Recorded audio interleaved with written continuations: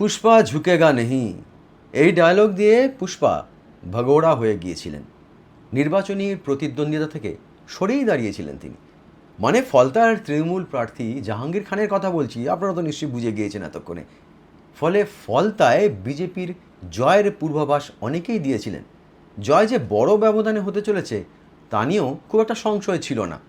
কিন্তু কাউন্টিং শেষ হওয়ার পর বিজেপির প্রার্থী দেবাংশু পণ্ডার জয়ের ব্যবধান যা দাঁড়ালো তা সত্যি অকল্পনীয়। 1,09,000-এরও বেশি ভোটে ফলতায় জিতলেন বিজেপির প্রার্থী দেবাংশু পণ্ডা। কিন্তু বিজেপির জয়ের ব্যবধানের চেয়েও চমকপ্রদ হল তৃণমূলের ফলাফল। মাত্র 2 বছর আগে কুখ্যাত ডায়মন্ড হারবার মডেলে সওয়ার হয়ে অভিষেক বন্দ্যোপাধ্যায় যে ফলতা থেকে বিজেপিকে 1,68,000 ভোটে পিছনে ফেলেছিলেন, সেই ফলতাতেই এবার অভিষেকের দল তৃণমূল কংগ্রেস বিজেপির থেকে প্রায় 1,42,000 ভোটে পিছিয়ে পড়ল। ফলাফল বলছে যা ভোট পড়েছে তার 71% গিয়েছে বিজেপির ঝুলিতে।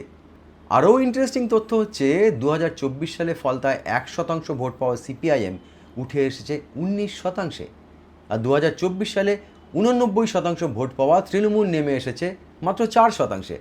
পার্থক্যটা একবার ভেবে দেখার চেষ্টা করুন, 89% থেকে একেবারে 4%-এ।